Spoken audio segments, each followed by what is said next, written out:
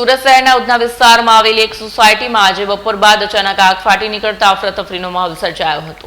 ઘટનાની વિગત મુજબ ઉધના વિસ્તારમાં આવેલી વિજયનગર સોસાયટીના ઘર નંબર 84માં બપોર બાદ અંદાજે 3:25 વાગ્યે અચાનક આગ લાગી. રહેણાંક વિસ્તાર હોવાથી આસપાસના લોકોમાં ગભરાટ ફેલાયો હતો. તાત્કાલિક ફાયર સ્ટેશનનો કાફલો પહોંચ્યો.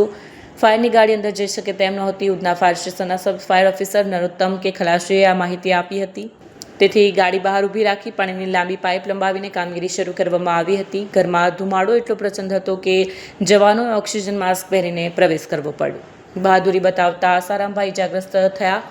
ગેસ સિલિન્ડર સુરક્ષિત બહાર કાઢતી વખતે તેમને સામાન્ય ઇજાઓ પણ પહોંચી. જો આ સિલિન્ડર સમયસર બહાર ન નીકળ્યા હોત તો મોટી જાનહાની થઈ હોત. શોર્ટ સર્કિટથી આગ લાગવાનું અનુમાન છે. આગને કારણે ઘરમાં રહેલી ઘરવખરી અને કિંમતી સામાન બળીને રાખ થઈ ગયો છે, પરંતુ ફાયર બ્રિગેડની સતર્કતાને કારણે આગ વધુ ફેલાતા અટકી હતી અને મોટી દુર્ઘટના ટળી હતી.